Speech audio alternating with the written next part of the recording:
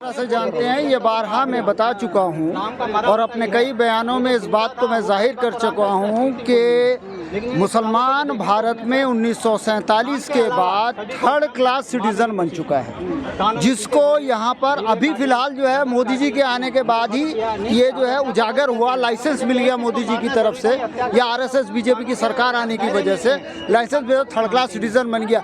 अब संविधान की आड़ में आर्टिकल 19A है या दूसरे और कुछ प्रावधान हैं जिनकी वजह से मुसलमान बचा हुआ है, वरना तो वो थर्ड क्लास सिटीजन आज उसको खाने की भी आज़ादी नहीं, सिर्फ वोट बैंक बन के इधर उधर भटक रहा है। कहाँ बचा हुआ मुसलमान?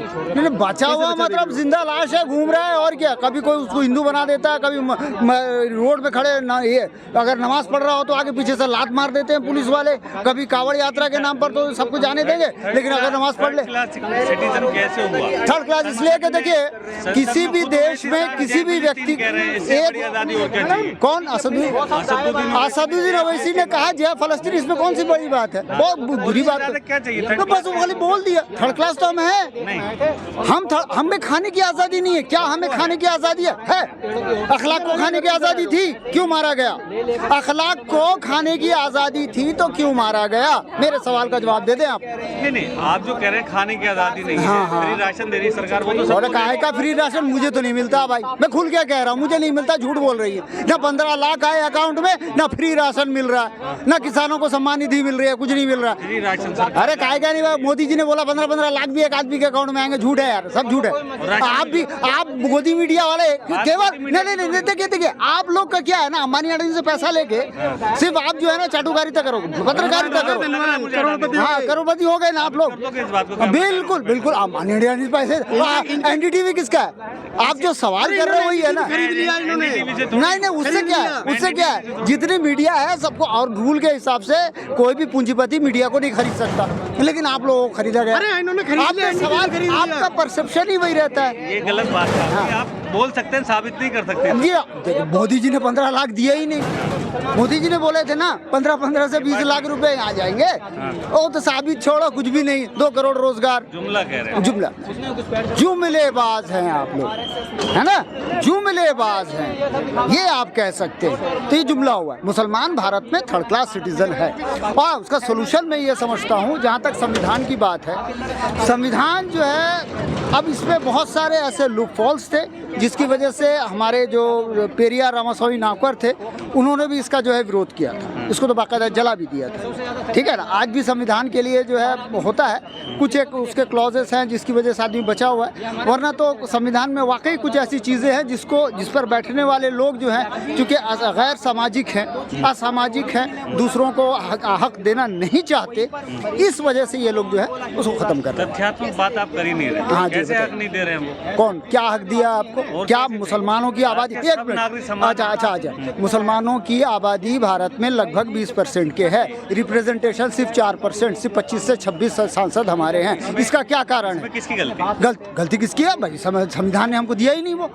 संविधान अगर जिस तरह SC/ST को 131 सीट दिया, मैं वही कह रहा हूँ। हाँ, असमान हो गया ना, असमानता नहीं है। अच्छा, जब आप जाएंगे अखिलेश यादव के पीछे तो सम्मान अखिलेश यादव बीच में, संविधान से अखिलेश वो पॉलिटिकल पार्टी, वो दुकान है। देखिए, अखिलेश यादव हो, राहुल गांधी हो या मोदी जी हो, इन सब की अपनी अपनी दुकान है। ठीक है, मायावती जी हो, उनकी दुकान है। नहीं, हम कस्टमर है ना, क्योंकि हमारा प्लेटफॉर्म नहीं है, हमारी दुकान नहीं है। ये सब बनिए हैं, सबकी अपनी अपनी दुकान है। हम जो है हमारा भी सेपरेट अगर इलेक्टोरेट चाहते हैं रिप्रेजेंटेशन, हम खुद लेंगे, हम आगे बढ़ना पड़ेगा। हम खुद आगे बढ़ेंगे। मुसलमान अपनी हक की मांग करेगा और हमें सेपरेट इलेक्टोरेट चाहिए जिस तरह SC/ST को है। ठीक है, हमारी आबादी 20% है। आज देखिए नगीना सीट से सबसे बड़ी बात यह है, नगीना सीट से चंद्रशेखर रावण जीत के आए क्योंकि 52% वहाँ पे मुसलमान वोटर था जिसने उसे जिता दिया। मैं मिसाल दे रहा हूँ, 52% मुस्लिम है, लेकिन वहाँ मुसलमान नहीं खड़ा हो सकता। ये संविधान हमें इजाजत नहीं दिया कि वहाँ कोई मुसलमान खड़ा हो।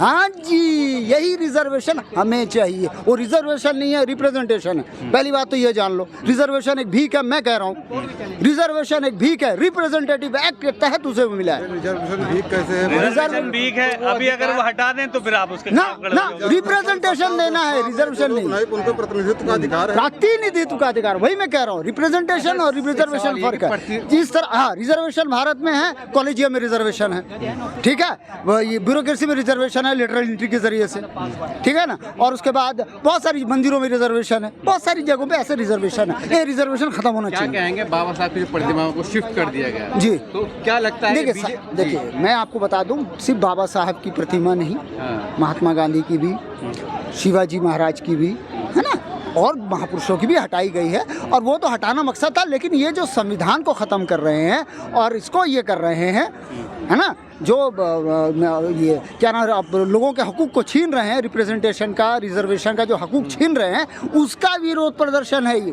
प्रतिमा हटाई थी, फिर लगा भी देंगे। और एक क्या 10 प्रतिमा लगा देंगे? प्रतिमा लगाने के उनके विचारों पर ताला लगा रहे हैं ना आप। ओबीसी की जनगणना करा रहे हैं आप, हैं? बिहार के ओबीसी की जनगणना हुई और अभी आप हाई कोर्ट के जरिए से ब्राह्मणों ने जो ये लगा दिया, यही कॉलेजियम। वाई भाई जनगणना कैसी नहीं होगी, गिनती कैसे नहीं होगी एक आदमी की? जब गिनती नहीं होगी पता कैसे चलेगा किसका वोट किसको जा रहा है? उसके बाद आप यहाँ पर ज्ञान फैलोगे कि हम टैक्स पेयर हैं, फलाना है, ठिकाना है। टैक्स पेयर तो आम आदमी पे करता है, एक गरीब आदमी पे करता है, SC ST OBC करता है, एक मजदूर करता है कि ये करता है। ये टैक्स का पैसा ले लेके अंबानी अडानी बढ़ते जा रहे हैं, विकास उनका होता जा रहा है। तो ये जो प्रदर्शन है तो प्रतिमा को लेकर किया गया ना? प्रतिमा को के साथ साथ आरक्षण की भी तो बात हो रही है, ये दिखाई नहीं देता, सुनाई नहीं देगा आपको, है ना।